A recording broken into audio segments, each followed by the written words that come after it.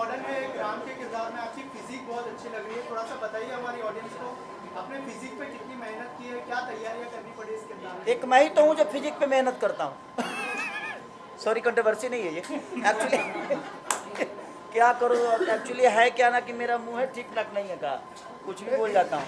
Reason ये है ना कि देखिए, हम एक्टर तभी बेहतर हैं कि अगर हम मुझे लोग प्यार करते हैं, और मुझे प्यार करते हैं तो क्यों करेंगे। अगर मैं भी एक आम इंसान की तरह ये चीज़ों को रखूँ, अपने बॉडी, अपने चाल को, अपने रहन सहन को, अपने हर चीज़ को, तो मैं अलग नहीं हूँ और मैं उनसे अलग नहीं हूँ। लेकिन मैं अलग करूँगा तो ही अपने आप को दुनिया भी अलग करेगी। और मैं थोड़ा सा सीरियस रहता हूँ अपने फिजिक को भी लेके, अपने काम को लेके, तो उसके वजह से उसी बहाने मैं अपने आप को फिट भी रखता हूँ। इसीलिए मुझे लगता है मैं जब काम से प्यार करता हूँ, तो जब आपको अपने काम से प्यार होगा ना, तो कहीं ना कहीं आप अपनी चीज़ों को, हर चीज़ को बेहतर करोगे। इसीलिए हो सकता है कि आपको मेरी फिजिक अच्छी लगी हो। दिल से थैंक यू। कैसारी जी, आपने अभी बताया कि यह एक एक्टर की कहानी है, तो कहीं ना कहीं आपके ऊपर तो नहीं फिल्म बनी है? नहीं, मेरे ऊपर नहीं है।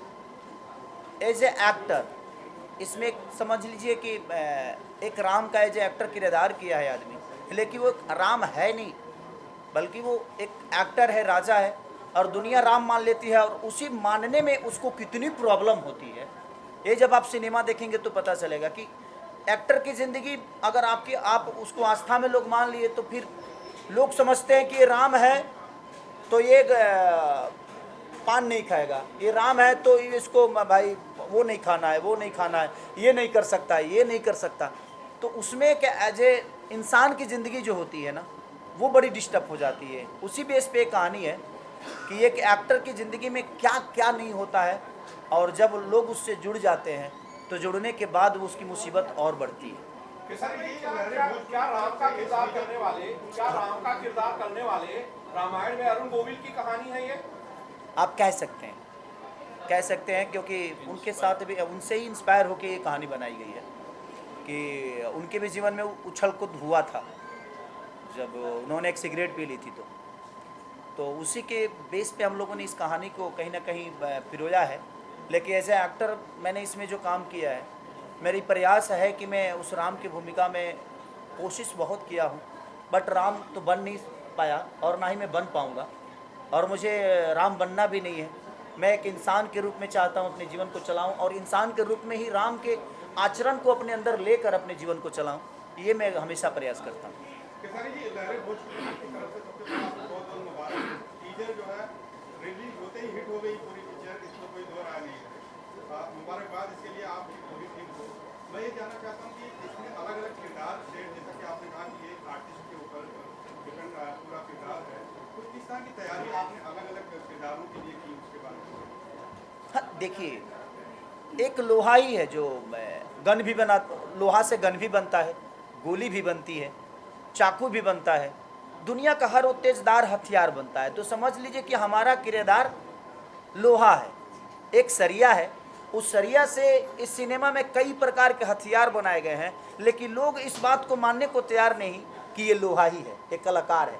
कलाकार इसमें कोई नहीं मान रहा है। हर उस मेरे कलाकारी से हर आदमी जुड़ गया है, और जुड़ने के बाद जो मुझे प्रॉब्लम हुई है, वो शायद भगवान राम के जीवन में भी वैसा ही प्रॉब्लम आया था जो मुझे आई है इस सिनेमा में प्रॉब्लम। और मुझे मज़ा आया इस सिनेमा को करने के बाद, क्योंकि मुझे लगा जो मेरे जीवन की इससे बड़ा रोल अब मुझे पता नहीं मिल पाएगा कि नहीं मिल पाएगा। ये गाना जो अभी रिलीज किया गया, ये बच्चन साहब का आइकॉनिक सॉन्ग है, और जब ये रिलीज हुआ था तो काफी हिट हुआ था। बच्चन साहब, क्या इस गाने की शूटिंग के लिए आपने कुछ तैयारी की, उनके स्टेप देखे या फिर कुछ और? नहीं, देखिए, बच्चन साहब को कौन देखना नहीं चाहेगा, बट वो बहुत साल, मुझे लगता है कि मेरे जन्म से पहले के ये गाने होंगे, तो मैंने वो चीज़ों को देखा नहीं। बट हम लोगों ने नए तरीके से कोशिश की है। उनको कॉपी करना आसान काम नहीं है कि मैं बच्चन साहब को कॉपी करूँ, वो आसान काम नहीं है, बहुत मुश्किल काम है। बट खेसारी क्या है, वो मैं कोशिश किया हूँ कि दुनिया को बताऊँ कि मैं ये हूँ। बच्चन साहब अलग, वो ईश्वर हैं, तो ईश्वर को कॉपी करना बड़ा असंभव बात है। बट हम प्रयास किए हैं कि मैं खेसारी हूँ, तो लोग मुझे खेसारी के रूप में ही देखें। जैसे कि आपने राम का किरदार निभाया, आपने कहा कि अरुण गोविल जी को लोग ऐसे रिलेट करते थे, आपने भी बहुत सारे हिट किरदार निभाए। क्या आपके साथ ऐसा कभी हुआ है कि किरदार के साथ लोग कनेक्ट करने लगे, फैंस वो नाम से बुलाने शेयर करना चाहते हैं? आपको बताना चाहता हूँ कि मेरा ओरिजिनल नाम शत्रुघ्न है, सबको पता होगा, बट लोगों ने ही मेरा नाम खेसारी रखा है। और लोगों के रखने के बाद ये पहला ऐसा मेरे जीवन में ऐसा चीज़ आया, जैसे दिनेश भैया के साथ हुआ निरहुआ। तो बहुत कम ऐसे कलाकार हैं आपके जीवन में, और बहुत कम ऐसे कलाकार हैं कि उनके नाम से नहीं बल्कि लोगों ने जो दिया उसी नाम से दुनिया ने उनको जाना। तो ये मेरे जीवन का तो सबसे बड़ा मेरा नाम ही दुनिया का दिया हुआ है। अब इससे बड़ा मेरे लिए उपहार दुनिया से क्या हो सकती है। और पराग सर, सिर्फ आप निर्माता भी हैं, निर्देशक भी, क्या कारण बना कि आप निर्माता बने? क्या आप भोजपुरी बदलना चाह रहे हैं और ये राजा राम को लेके आप केसारी जी को बना रहे हैं? देखिए, भोजपुरी में एक बड़े कैनवास की बहुत ज़रूरत थी, और एक बड़े कैनवास को हमेशा एक बड़ा हीरो, एक बड़ा सुपरस्टार चाहिए होता है। तो केसारी जी से हमेशा डिस्कशन करते थे हम लोगों ने, जैसे कि हम लोग के एक बड़े कैनवास की जो शुरुआत भोजपुरी से हुई जो थी संघर्ष 2 के बाद में बतौर निर्देशक प्रोड्यूसर्स के साथ में काम करना कि अरे अब तो पराग पाटिल बड़ी कैनवास की सिनेमा बना रहा है, तो अब अगर इसको साइन करेंगे तो बड़ा कैनवास हो जाएगा। तो वही मैं केसारी जी से तब डिस्कस किया, तो केसारी जी ने मुझको ये मौका दिया कि पराग तुम भी प्रोड्यूसर बनो, और कहीं ना कहीं इस फिल्म से राजा राम से KKR 27 भी जुड़ा हुआ है। तो वही जैसे केसारी जी ने पहले कहा कि धन बाकी है, तो मैं ये कह सकता हूँ कि तन मन और धन से ये मेरे साथ है। तो यही कहना चाहूँगा कि राजा राम एक जो किरदार है केसारी जी का, तो जैसे एक रियल लाइफ में ये सुपरस्टार है, वैसे रियल लाइफ में भी एक सुपरस्टार की भूमिका कर रहे हैं। और जब रियल लाइफ में एक सुपरस्टार एक हीरो की भूमिका में एक सिनेमा में नज़र आता है, तो एक डिफरेंट किरदार उसको करने पड़ते हैं। जब किरदार कोई माइथो या हमारे हिस्ट्री से जुड़ा हुआ एक अहम किरदार उसके साथ में उसको जब निभाने की जब ज़रूरत पड़ती है, तो जैसे इन्होंने कहा कि इनका नाम था शत्रुघ्न, और इन लोगों ने इनको केसारी के नाम से बुलाना शुरू कर दिया। तो वही बात है कि एक माइथो इमेज से एक सुपरस्टार को निकलकर वापस अपने आप को सुपरस्टार प्रूव करना होता है, वही है राजा राम। सर, आपसे और एक चीज़ जानना चाहूँगा, एज अ डायरेक्टर आपके ऊपर कोई प्रेशर था कि मतलब जो इमेज है राम की उसको सही तरह से लोगों के सामने लाई जाए? अगर उस बारे में कुछ शेयर करें कि उस पर कितना ध्यान दिया है as a director? Sir, as an director बिल्कुल, जहाँ प्रभु श्री राम जी की बात आती है तो हमारे हिंदुस्तान के हमारे सबके भगवान हैं वो, हम सबके भगवान हैं राम जी। तो राम जी को पोर्ट्रे करना एक सचमुच एक चैलेंज था। और केसारी जी आज हमारे सामने कोई राम है पूरे हिंदुस्तान के सामने तो अरुण गोविल जी हैं। प्रभु श्री राम को किसी ने देखा तो नहीं है, लेकिन रामायण के ज़रिए घर घर में हर जगह पर हम लोग के नज़र में सामने कोई राम है तो अरुण गोविल जी। तो अरुण गोविल जी के रामायण को, रामानंद सागर के रामायण को केसारी जी ने और हमने प्रॉपर वे से स्टडी करके इसको बनाया कि इनके ऊपर प्रेशर इसी का था खाली। प्रॉपर वे से लग तो गया है, आएगा कैसे? तो जब केसारी जी साथ में है तो प्रेशर थोड़ा कम हो जाता है, क्योंकि वो प्रेशर खेसारी का था। और जब केसारी जी के साथ में सारेगामा हम भोजपुरी जुड़ गया तो अपने आप में प्रेशर थोड़ा और कम हुआ। मैं धन्यवाद देना चाहूँगा कार्तिक सर का, मनीष सर का, संजय सर का, सारेगामा की सारे टीम का, जिन्होंने हम लोग को सपोर्ट करके राजा राम को इतना भव्य बनाया। तो इस कहानी का सबसे बड़ा सार बता रहा हूँ आपको जी, कि पूरी दुनिया ने खेसारी को राम मान लिया और खेसारी ये मानने को तैयार नहीं कि मैं राम नहीं। बस सीधा है कि मैं मानने को तैयारी नहीं, मैं अपने आप को कलाकार मान रहा हूँ और दुनिया मुझे राम बना के बैठी हुई है। राहुल आपको राम मान रहा है। राहुल, आपने एक विश की थी केसारी जी के साथ जी, फिल्म करने की, जी। और आपकी विश पूरी हुई है। क्या आप जी। बोलना चाहेंगे और कैसा अनुभव हुआ? बहुत अच्छा अनुभव रहा था। और मुझे जब मैंने इंटरव्यू दिया था कि खेसारी भैया मुझे आपके साथ काम करना है, अगर आप इंटरव्यू देख रहे हैं, तो मुझे नहीं पता था कि 1 महीने के अंदर में वो चीज़ मेरी पूरी हो जाएगी और मुझे लोग टेस्ट के लिए फ़ोन आ जाएगा। तो मैं बहुत लकी हूँ।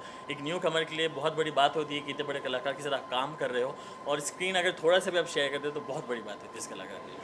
केसारी जी, आपने राम जी का किरदार निभाया है, कुछ बदलाव आपने अपने जीवन में लाया है? जैसे कि हिंदी में, बॉलीवुड में रामायण बन गई है, रणबीर कपूर जी ने नॉनवेज छोड़ दिया है, आपने राम जी का किरदार निभाया, आपने क्या बदलाव लाया? सच पूछे तो हम राम कहियो नहीं बन पाएंगे। हम राम के विचारधारा को अपने अंदर लेके हमेशा रहे, क्योंकि मैं रामायण महाभारत को गाया भी हूँ, तो ये मुझे पता है। कि सम्मान कैसे बड़ों का किया जाता है, आदर कैसे किया जाता है, एक माँ का सम्मान, एक पत्नी का सम्मान, कि राम से बढ़कर प्रेम किसी का हो ही नहीं सकता है। कि एक पत्नी के लिए वो रावण से लड़ जाते हैं, विदाउट सेना, विदाउट चीज़ें, निर्बल को बल दे दिए। राम अयोध्या के लिए कितने ज़रूरी थे ये मायने नहीं रखता है, बट सबरी के लिए बहुत ज़रूरी थे। वो अयोध्या के लिए वो कुछ नहीं थे, बट सबरी के लिए बहुत कुछ थे। तो आपकी अहमियत दुनिया के लिए हो, वो आपका सबसे बड़ा जीत है। और राम की तरह मैं क्या बोला कि राम की तरह जीना बहुत कष्टदायक है एक पारिवारिक ज़िंदगी में।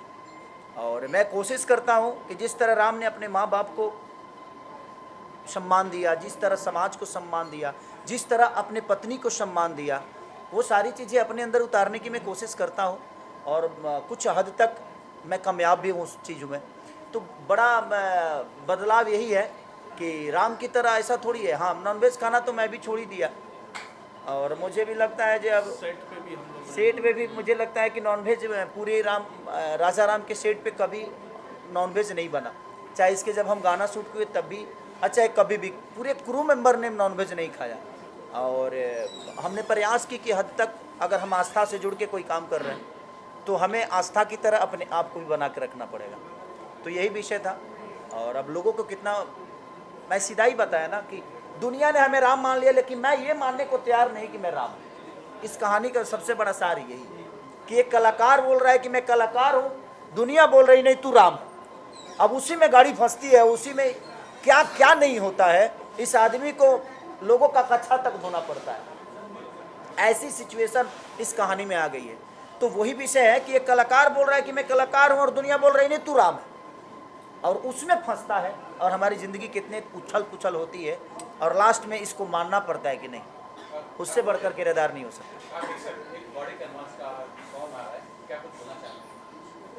हमारा तो सौभाग्य हम इस फिल्म के साथ एसोसिएटेड हैं। खेसारी जी के साथ हमने तकरीबन 50 गाने किए Khesari ji over the last few years. हमारे सबसे बड़े गाने खेसारी जी की कंट्रीब्यूशन से हुए हैं। कुछ गाने 450 मिलियन 500 मिलियन भी क्रॉस किए। सो जब ये अपॉर्चुनिटी आई पराग जी के थ्रू तो वी वर वेरी एक्साइटेड। तो इस फिल्म में 11 गाने और 11 के 11 सुपर हिट। ये तो रही बात एल्बम की, लेकिन ये गाना तो बहुत आइकॉनिक गाना है जो उन्होंने गाया, जिस तरह से उन्होंने उसको निभाया। I think it's commendable, it's wonderful. Music के अलावा क्या पराग पाटिल और आपके सही सर को लेकर कोई फिल्म बनाने की आपको योजना बना रहे हैं या कुछ होगा? ये अभी तो पहली फिल्म के साथ हमारी पार्टनरशिप है एसोसिएशन म्यूजिक लेवल के तौर पे। आगे आके और भी करेंगे, 100% करेंगे। आपका साथ तो बिल्कुल करेंगे।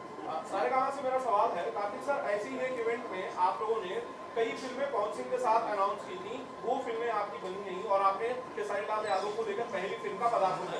वो प्रोजेक्ट आपने बंद कर दिया? नहीं, बंद बिल्कुल नहीं किया। प्रोजेक्ट पे काम चल रहा है, वो प्रोजेक्ट जल्दी आएगा। जो अनाउंस किया था वो गायब हो गया।